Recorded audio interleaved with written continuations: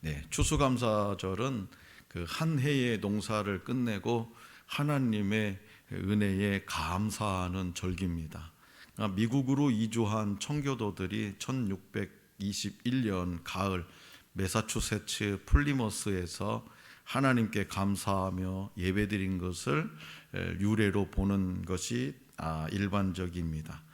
미국의 영향을 받은 우리 한국교회는 1914년부터 11월 셋째 주일을 추수감사주일로 지키고 있습니다. 북유럽의 그리스도인들은요, 자연의 시간과 신앙의 진리를 통합하는 그런 풍습을 가졌는데요, 해가 짧아지면 하던 일을 중단하고 수레에서 바퀴를 뗍니다. 그들은 이 바퀴를 나뭇잎과 불빛으로 장식한 뒤에 현관에 이렇게 걸었다고 합니다.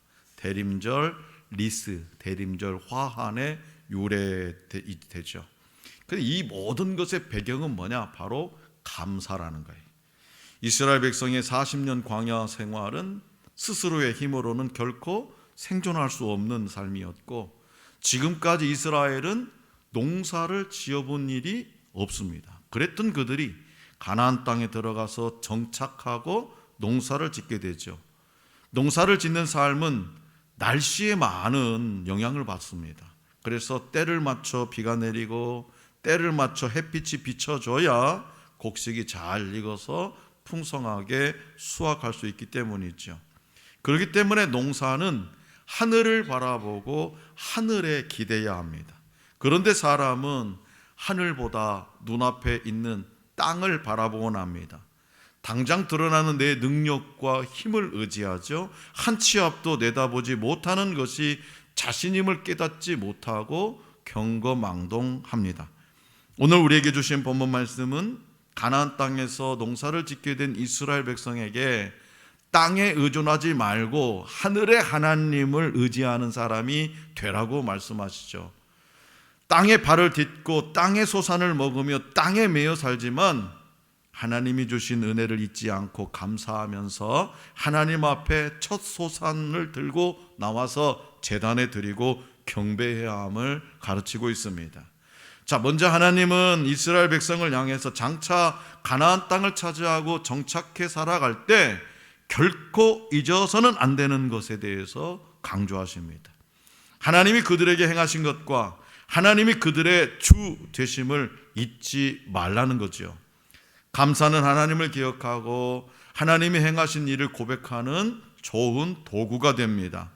우리가 진정한 감사로 하나님 앞에 나아갈 때마다 스스로를 하나님 앞에 온전히 세우게 될 것입니다. 그래서 이스라엘이 가나안 땅에서 소산물을 얻게 되면 그것을 광주리에 담아 하나님이 택하신 곳에 가지고 가야 합니다.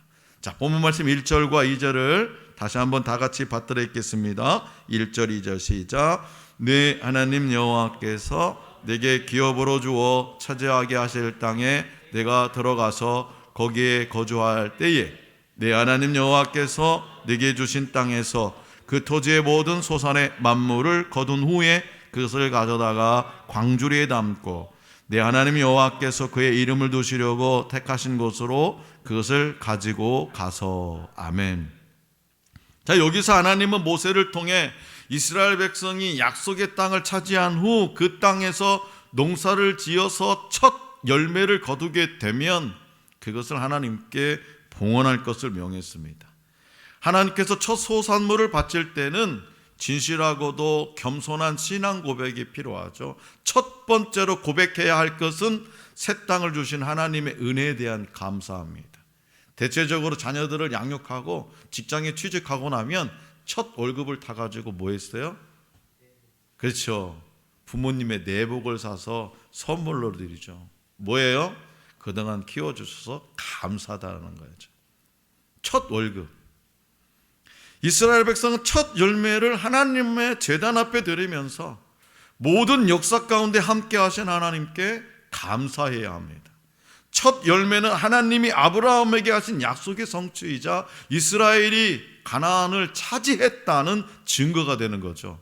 그 가나안 땅에 들어가서 정착하고 농사를 지어서 첫 열매, 그 가나안 땅에 들어갔다는, 약속의 땅에 들어갔다는 증거입니다. 첫 열매를 바치는 것은 또 출애굽과 광야 생활을 인도하시고 약속하신 기업을 주심에 감사하는 행위입니다. 그렇다면 자, 여러분의 첫 열매는 무엇입니까? 그것을 온전히 하나님께 드렸습니까? 우리는 일에서 얻은 것을 내 것이라고 생각합니다. 일에서 얻은 것, 하나님이 우리 주가 되시며 모든 것이 주님이 주신 것이라고 고백도 하지만 실제로 우리는 하나님이 주신 것을 가지고 하나님께 나아가지 못할 경우가 너무나도 많습니다. 자, 이것은 우리가 얻은 소득의 사용과 밀접하게 관련이 되어 있죠. 내 것이니 내 마음대로 쓰겠다는 태도와 하나님이 주신 것을 하나님이 기뻐하시는 방식으로 사용하겠다는 태도가 같을 수는 없죠. 똑같은 100만 원이 내 손에 주어져 있다 할지라도 내 마음대로, 내 것이니까 내 마음대로 쓰는 것과 하나님이 주시니까 하나님의 뜻대로 사용해야 되겠다는 그 마음 자세는 다른 거죠. 하나님은 우리의 예물 자체를 받으시는 것이 아니라 예물을 통해 드리는 우리의 헌신과 감사와 믿음의 고백을 기쁘게 받으십니다. 이 감사의 고백은 하나님이 주신 땅에 이르러서 그 땅의 소산을 얻었다는 표현입니다. 본문 말씀 5절부터 9절에 기록된 대로 이스라엘이 가나안 땅에 정착하기까지는 수많은 하나님의 역사가 있었습니다. 그 역사를 기억하면서 감사해야 한다고 하나님은 모세를 통해서 말씀하시죠. 그래서 첫 열매를 하나님께 감사하는 마음으로 드린 이스라엘은 다음으로 자신들을 택하시고 번성케 하신 하나님, 애굽에서 고통당하던 과거를 회상하며 자신들을 구원하신 하나님의 능력을 찬양해야 됩니다. 이스라엘은 야곱의 가족 70명으로 시작했지만 출애굽 당시에는 장정만, 전쟁터에서 나가서 싸울 장정만 60만 명에 달했습니다.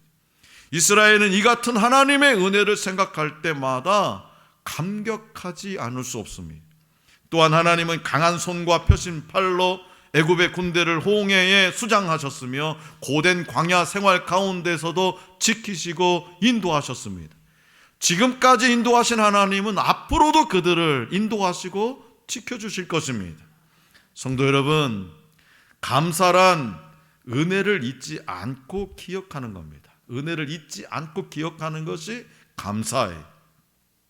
우리가 어떤 사람이었는지를 기억하고 우리를 구하신 하나님을 기억하면서 우리가 받은 은혜를 기억하고 고백하는 것, 그것이 감사입니다. 그렇기 때문에 감사는 형식적일 수 없습니다. 엄마 감사해요. 아빠 감사해요. 그렇게 말로는 요새 안 통해요. 뭔가를 좀 갖다 줘야 돼요. 뭔가를. 엄마 손에 아빠 손에 뭔가를 갖다 줘야 얘가 나를 진정으로 감사하게 생각하는 거지 말로는 안 통해. 자, 우리는 분명 죄와 죽음이 지배하던 상황에 있었죠. 영원히 지옥불에 던져질 존재였습니다. 하지만 지금은 그로부터 자유롭게 됐습니다. 하나님이 여기까지 우리와 함께 하셨고 이 모든 일을 이루어 주셨습니다. 이를 기억한다면 현재의 어려움을 하나님을 의지함으로 넉넉히 이길 수 있습니다. 광야 같은 인생길에서 하나님은 우리를 잊지 않고 지키십니다. 하나님을 만난 사람은 더 이상 방황하지 않음을 기억하시기 바랍니다. 둘째로 하나님은 모세를 통해서 토지 소산의 만물, 첫 열매 만물을 예물로 바친 후에 레위인과 객과 함께 즐거워하라고 명령합니다. 본문 말씀 11절을 우리 다 같이 받들겠습니다. 11절 시작. 내 하나님 여호와께서 너와 내 집에 주신 모든 복으로 말미암아 너는 레위인과 너희 가운데에 거류하는 객과 함께 즐거워할지니라. 아멘. 자, 여기서 모든 복은 모든 좋은 것이라는 뜻으로 하나님이 이스라엘 백성들이 지은 농사에 복을 주신 것으로 하나님이 거저 베풀어 주신 은혜이기 때문에 다른 사람과 함께 나누는 것이 마땅하다, 그런 말씀입니다. 하나님이 거저 베풀어 주신 은혜, 그것을 다른 사람과 나누는 것이 마땅하다. 당시 레위인과 거류민 그리고 고아와 과부 등은 모두 가난한 자들입니다. 사회적 약자죠. 레위인은 하나님의 일을 위해서 농토를 기업으로 받지 않은 우리 같은 오늘날로 따지면 목회자들입니다. 전문 사역자들입니다. 그렇기 때문에 그들이 하나님을 섬기는 사역에 전념할 수 있도록 이스라엘 백성은 하나님께 드리는 제물과 11조로 레위인들의 생활을 책임져야 했습니다. 또한 토지가 없어서 농사를 지을 수 없는 나그네와 같은 자들과 하나님이 주신 선물을 함께 나눔으로 하나님의 말씀을 지켜야 했습니다. 이러한 명령에 순종하는 것은 하나님의 주권을 인정하는 것입니다. 나의 주인은 하나님이다.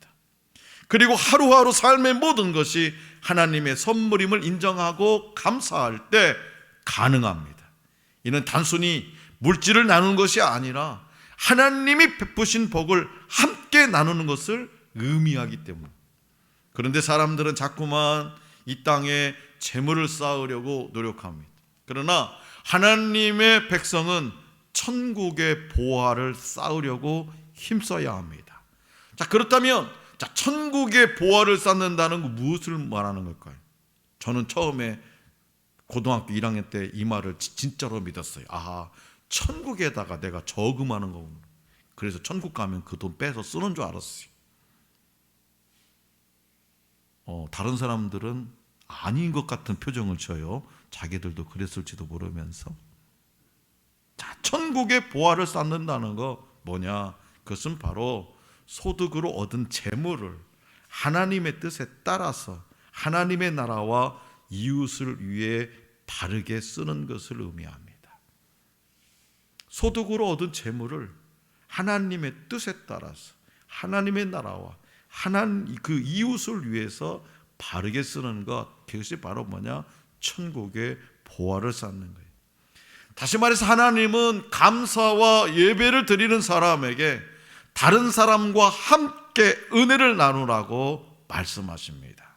성도 여러분, 우리는 물질뿐만 아니라 하나님이 베푸신 복음의 능력과 은혜를 이웃과 함께 나누어야 할 책임과 의무가 있습니다.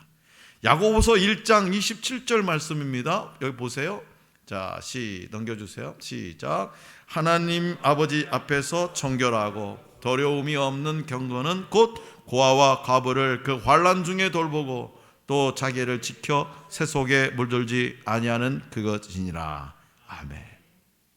이 말씀처럼 눈에 보이는 이웃을 사랑함으로 눈에 보이지 않는 하나님을 향한 진정한 사랑을 증명해야 됩니다.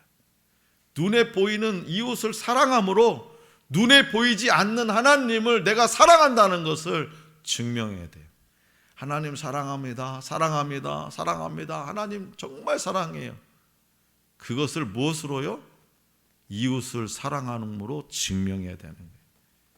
그래서 하나님께 진심으로 감사한다면 이웃을 향한 나눔에 인색할 수 없습니다. 누가복음 12장에 나오는 어리석은 부자처럼 자기를 위해서만 재물을 쌓아서는 안 됩니다. 사도행전 4장에 나오는 초대교회 공동체처럼 서로 돌아보아 필요를 채워주는 삶이 진정한 하늘 백성의 삶입니다. 초대교회는요, 쿰난 공동체가 실천했던 것처럼 모든 재산을 공동으로 소유하고 공동으로 분배한 것이 아니었음을 알 수 있습니다. 당시 부유한 자들에게 재물의 나눔은 강요되지 않았습니다. 너 많이 가졌으니까 내놔, 그놈 가지고 나눠주게, 그게 아니었다는 거죠. 오직 성령의 감동에 따른 자발적 유무상통, 즉 내게 있는 것을 없는 사람에게 서로 나누는 삶을 살았다는 거죠. 이것이 바로 예수님이 만드신 가난한 자가 없는 하나님 나라의 모습입니다. 그래서 초대교회 성도들의 물질의 나눔은 먼저 공동체 가운데 가난한 자의 필요가 발견될 때 청지기 정신을 가진 부유한 자들이, 부유한 성도들이 자발적으로 밭과 집을 팔아서 그들을 도움으로써 성사되었습니다. 이때 그 매개자 역할을 감당했던 이들이 사도들이었습니다. 성도들은 사도들을 전적으로 신뢰했고 그들은 어느 쪽으로 치우치지 않게 재물을 분배해 줌으로써 사랑이 넘치는 공동체를 이룰 수 있었습니다. 오늘날 세상 사람들은 내가 수고하고 땀 흘려 번 돈을 내 맘대로 쓰겠다는데 왜 간섭하냐며 항변합니다. 그러나 엄밀히 따지면 원래부터 나의 것은 단 한 가지도 없습니다. 주님이 나를 지으셨고 내가 먹고 살아온 곡식들과 가축들이 자랄 수 있는 햇살과 물과 공기를 공급해 주셨으며 내가 머무는 집을 지을 재료도 제공해 주셨기 때문이죠. 우리가 먹고 마시고 누리는 모든 것 중에 하나님께로부터 오지 않은 것이 없습니다. 시간, 재능, 그리고 물질 중 어느 것 하나 그분께로부터 오지 않은 것이 없습니다. 그렇기 때문에 그것들을 잘 선용하는 것은 성도가 마땅히 행할 의무죠. 하나님은 우리에게 무엇이 필요한지를 아시고 채워주십니다. 그 채워주심을 남용하지 말고 잘 사용해야 됩니다. 그래서 어쩌면 내가 소유한 것을 제공한다는 의미로 흔히들 쓰는 재능 기부보다는 잠시 맡겨주신 것을 나눈다라는 의미로 재능 나눔 혹은 재능 돌려드림이 더 정확한 표현이라도 할 수 있겠습니다. 그리고 자신에게 맡겨준 자원들의 이 효용을 극대화시키는 사람들을 하나님은 착하고 충성된 종이라 부르십니다. 그냥 땅에 파묻고 그냥 1달란트 줬으니까 1달란트 남기는 것이 아니라 그 1달란트 가지고 효용의 극대화를 불러일으키는 사람, 그 사람을 착하고 충성된 종이라 부르십니다. 그렇기 때문에 하나님께 감사드리면서 이웃의 최선의 나눔을 행할 수 있기를 원합니다. 세상에서 가장 얇은 책은요, 독일의 유머책과 영국의 요리책이라고 할 만큼 영국 요리는 최악으로 꼽혀왔습니다. 그런데요, 1990년 그런 이미지를 뒤바꾼 요리사가 등장했습니다. 제이미 올리버라는 사람입니다. 그는 재료 본래의 풍미와 식감을 살리면서 건강에 도움이 되는 요리를 만들 뿐만 아니라 그것을 학교 급식에도 적용하는 운동을 펼쳐서 영국 전 국민의 관심과 호응을 얻었대요. 또 2002년에는요, 15이라는 자선단체를 설립했는데 불우한 환경에서 자란 문제 아이들이나 실업자들을 요리사로 이렇게 훈련시켜서 런던에 위치한 레스토랑 15에 일자리를 줍니다. 영국 정부는 이러한 그의 노력을 인정해서 버킹엄 궁에서 대영 제국 훈장을 수여합니다. 이처럼 지역사회 취약계층에게 일자리를 제공함으로써 이윤을 나누고 그들의 삶의 질을 높이는 데 기여하는 회사를 사회적 기업, 소사이얼 엔터프라이즈라고 합니다. 그래 국내에도 정신지체 장애인들의 우리밀 쿠키 생산 회사인 위켄, 또 취약계층과 탈북자들을 돕는 열매 나눔 재단 등이 모범적인 사회적 기업으로 알려져 있습니다. 소외된 이웃들에게 단순히 재정을 나누기보다, 돈을 나누기보다 그들이 평생 일하며 살아갈 수 있는 삶의 기반을 제공해 주시는 것이야말로 진정 주님이 가르쳐 주신 나눔의 정신을 실천하는 일이라 할 수 있습니다. 자, 사랑하는 성도 여러분, 오늘은 2022년 추수감사 주일입니다. 추수감사절을 맞아서 믿음 안에서 감사의 삶, 나눔의 삶을 실천할 수 있기를 원합니다. 사회적 기업은 못 만들다 할지라도 우리의 이웃들에게 내 관심을 보여줄 수 있기를 원합니다. 기회가 된다면 사회적 기업도 만들어서 이웃을 섬겼으면 좋겠습니다. 자, 그렇다면 여러분들은 일상에서 어떤 감사, 어떤 나눔을 실천하고 있습니까?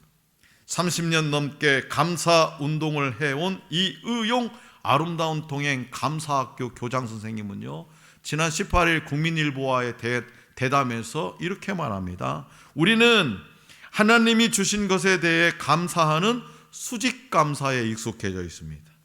물질 재능을 받은 자로서 하나님께 수직감사하는 것에서 나아가 나누는 자로서 이웃에게 수평감사하는 데까지 감사 수준을 높여야 합니다.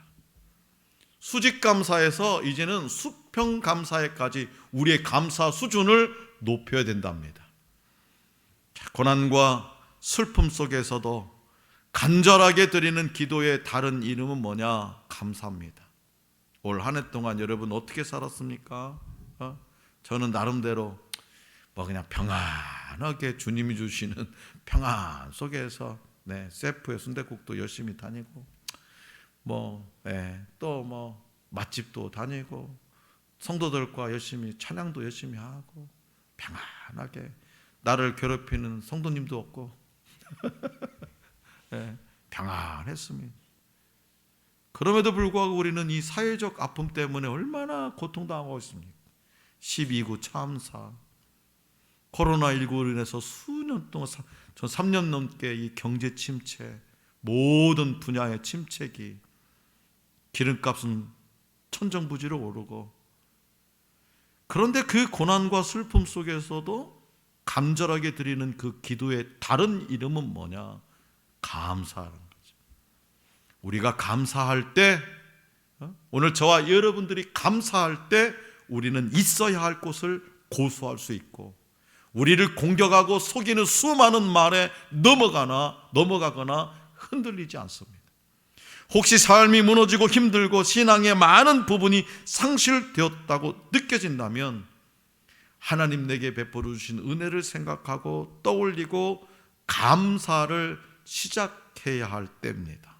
그리고 하나님이 저와 여러분들에게 무언가 풍성하고 평안한 것을 허락하셨습니까? 그 무엇이라도 그렇다면 그것을 주신 중요한 이유 중 하나는 부족한 사람들에게 흘려보내기 위함입니다. 하나님은 풍족한 사람들에게 다른 사람을 돌보라 하십니다. 빌립보서 2장 4절입니다. 우리 다 같이 받들겠습니다. 2장 4절 시작. 각각 자기 일을 돌볼 뿐더러 또한 각각 다른 사람들의 일을 돌보아 나의 기쁨을 충만하게 하라. 아멘. 주님을 기쁘시게 하는 것 뭡니까? 다른 사람의 일을 돌보는 겁니다. 그러므로 우리에게 복 주시는 하나님의 은혜를 깨닫고 고백하며 진심으로 감사하는 2022년의 추수 감사절이 되시기 바랍니다.